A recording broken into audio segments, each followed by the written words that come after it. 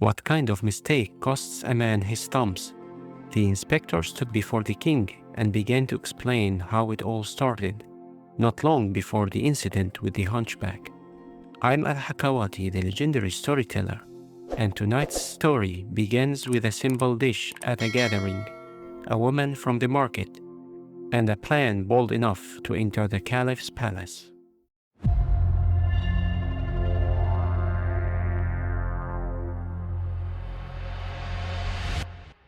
The inspector continued. The night before, he had gone to a gathering where some men were listening to a recitation of the Quran. After it was done, food was served. One dish had sugar, almonds, and vinegar. Everyone went to eat except one man.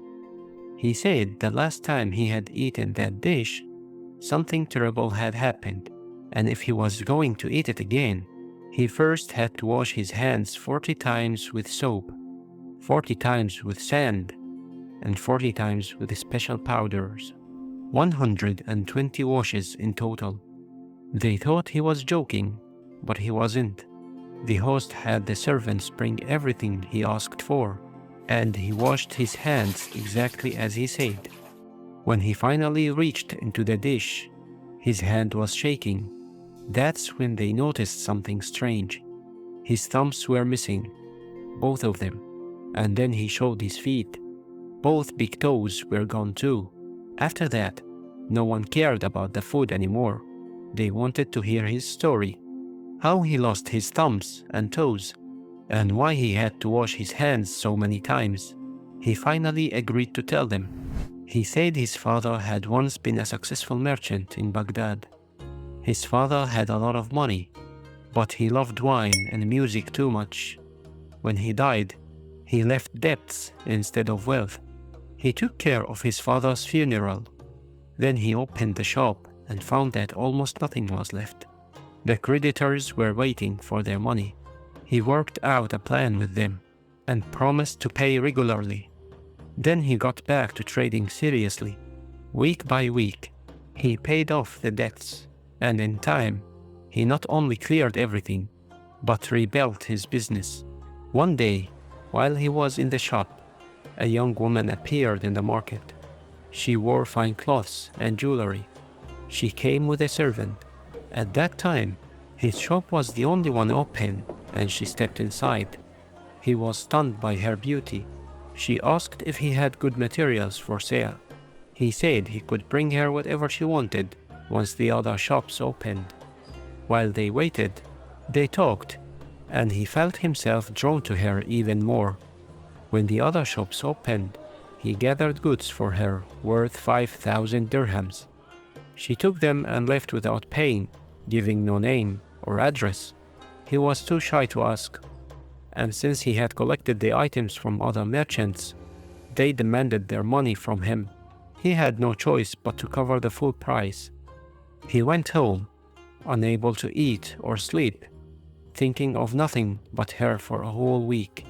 When the merchants came asking again for their money, he convinced them to wait one more week. At the end of the week, she returned. She came back the same way, calm and confident. This time she apologized for the delay and paid him the full 5,000. He felt a huge relief. They talked a bit while waiting for the market to open. Then she asked for more materials. He gathered everything she wanted, which cost even more this time. She left without saying anything about the price, and that's when he realized she had been guiding him all along. He had just gotten 5,000 dirhams, but he had already spent more, and the numbers didn't make sense. He blamed himself for never asking where she lived, and for more than a month, she didn't show up. Meanwhile, the merchants kept pressing him for money. He was close to losing everything, selling off what he owned just to cover his debts. Then suddenly, she appeared again. The moment he saw her, all his fear disappeared. She calmly paid everything she owed this time, even a little extra, turning his disaster into relief. She stayed longer than before, and their connection grew. After she left, he tried to bribe her servant to act as a go-between. But the man just laughed and told him that the girl's feelings were stronger than his, and she hadn't even needed the things she bought. She just wanted a reason to see him. Encouraged by this, he told her how he felt, and she replied the same. Everything changed after that.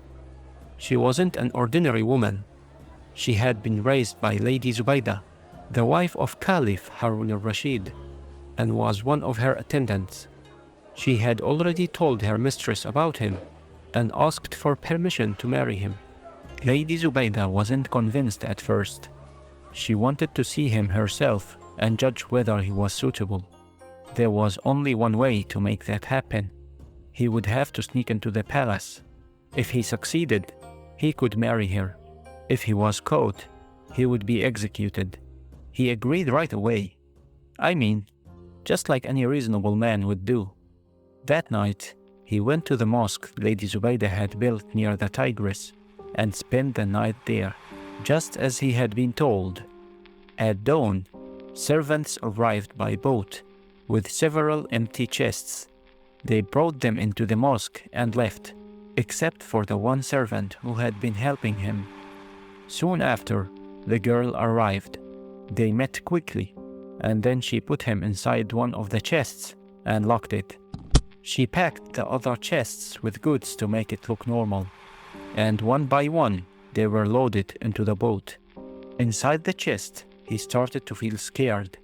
At first, sneaking into the palace had seemed exciting, but now, with the lock clicked shut, he realized how risky it was. He lay in darkness, thinking about what could happen if anyone found him.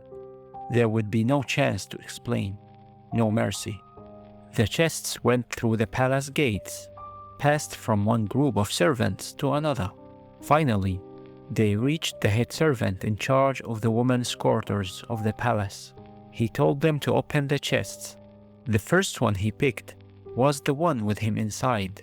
He panicked completely, lost control, and wet himself. The girl acted fast. She said the chest held expensive cloths and jars of water that had spilled and ruined the fabrics. She blamed the servant and said opening it would make things worse. The head servant, irritated and still half asleep, waved them away and told them to move the chests alone. He barely had time to breathe before someone announced that the Caliph had arrived. If the head servant had been dangerous, the Caliph was worse. There would be no way out of this. The Caliph asked what was inside the chests. The girl answered calmly that they were cloths for Lady Zubaydah. He told them to open them. Inside the chest, he was sure it was over. No one had forced him into this. He had chosen it. He had let himself go too far. He whispered the testimony of faith, thinking these might be his last moments. One by one, the Caliph opened the chests, looking at the perfumes, fine fabrics, and dresses inside. At last, only his chest remained. As the servants reached for it, the girl stepped forward and said this one should only be opened in Lady Zubaydah's presence. The Caliph agreed, and the chest was taken to her quarters. His chest was set down in the middle of the room. The girl opened it and helped him out. She told him to stay calm and wait for Lady Zubaydah. He sat there, trying to calm himself, not knowing what would happen next. After a while, Lady Zubaydah entered with her attendants. He bowed before her. She had him sit in front of her. Then she asked him about his family. She seemed pleased with his answers, and she placed the girl in his care. He stayed in the palace for 10 days, seeing the girl only from a distance, while servants brought his meals. After that, Lady Zubaydah spoke to the Caliph about their marriage. The Caliph agreed and gave the girl 10,000 dinars. They drew up the marriage papers, and the palace filled with music and sweets. Later, the girl went to the baths, and life settled down. The servants brought a small table covered with food, sugared almonds with vinegar, and other dishes. The young man began eating at once. When he finished, He wiped his hands but did not wash them properly. Night fell. The bride was led through the palace, then was brought to the room where he was waiting. He stood beside her, overwhelmed, when she suddenly caught the smell of almonds on his hands and shouted. The maids rushed in. He froze. She was furious that he had eaten without washing properly. She struck him several times with a whip, then ordered the maids to leave him. After that, she would not see him. 10 days passed. He was in pain, but what hurt more was that she would not forgive him. He loved her and couldn't bear the distance between them. When she finally returned, she said he had to learn his lesson. The maids held him down, and she cut off his thumbs and big toes. They put powder on the wounds to stop the bleeding. He swore he would wash his hands 120 times before ever touching that dish again. Only then did she forgive him. Once he had kept his promise, she calmed down. They stayed together for a while, but then she told him the Caliph's palace wasn't safe for them. She said no one else had ever gone in there, and he only done it because Lady Zubaydah helped him. She gave him 50,000 dinars and told him to use it to buy a house. He bought a beautiful house, and she moved all her treasures from the palace into it. That's why he had lost his thumbs and big toes. After that, the men finished their meal, and later that night, the inspector encountered the hunchback. That was the end of his story. If you are curious to see what happens next, the next tale is waiting just a click away.